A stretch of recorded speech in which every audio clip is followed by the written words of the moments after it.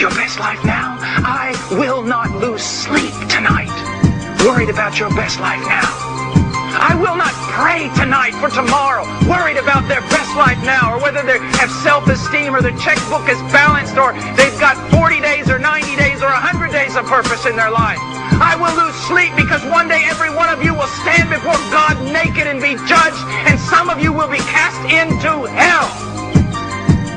Preachers, you're not professionals. You're not businessmen.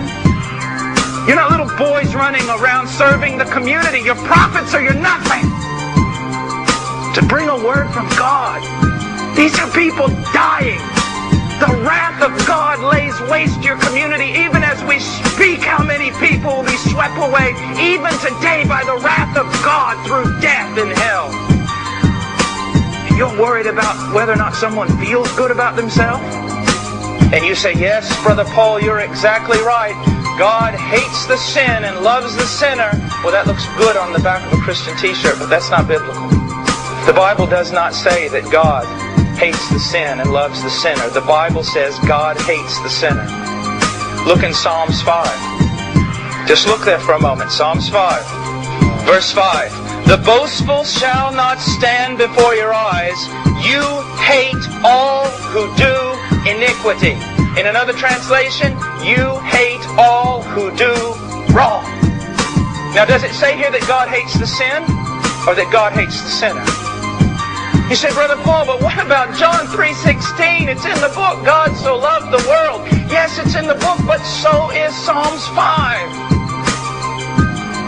But God is merciful and a loving God. What about that? Yes, that's true, and we're going to talk about it, but you can't understand it until you understand the full counsel of God. God is love, but this loving God hates. God is merciful, but He is angry. You see, you just can't take one side of the coin, not just one part of the story, and that's the problem today. If you're saved here today, you are not saved because the Romans nailed Jesus to a tree. You are not saved because the Jews whipped Him or beat Him. If you are saved here today, it's because when He was on that tree, He bore our sin and His own Father crushed Him. We are not saved because of what the Romans did to Jesus. We're saved because of what God did to Jesus. He slaughtered His only begotten Son. Think about it for a moment. He's on that tree, and He cries out, my God, why hast Thou forsaken me? I hear so many preachers say, God the Father looked at His Son, and when He saw all the wounds and the suffering, He turned away because He couldn't bear to see it anymore. That is a romantic lie. That's not what Jesus said. Jesus Himself bore witness that the Father utterly forsook Him. Why? Because He became sin. He was bearing your sin. He became the scapegoat. He became the worm. He became the serpent lifted up in the wilderness. You've heard the story of Abraham and his son. Go up to that mountain and slaughter your only son. Abraham goes to that mountain in obedience. He ties his son down. His son offers no resistance, it seems. And the old man goes for the knife, lays his hand upon the brow of his son, and as the hand comes down, he is stopped. God will provide. And you say, oh, what a wonderful story. There it was, the animal there trapped by its horns in the bush. What a wonderful ending to the story.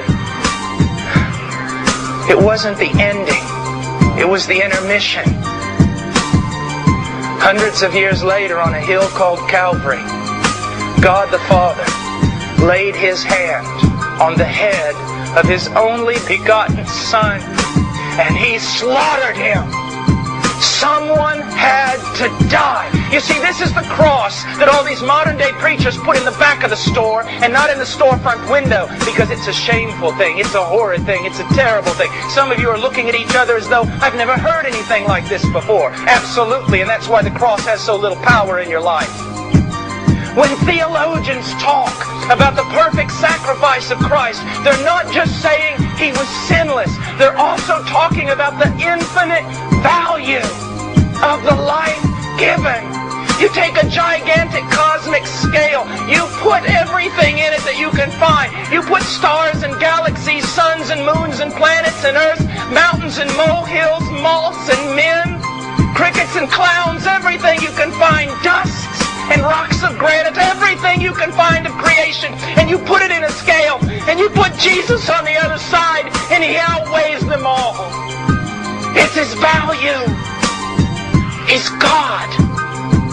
His worth cannot be valued, nor can it be emptied or compared.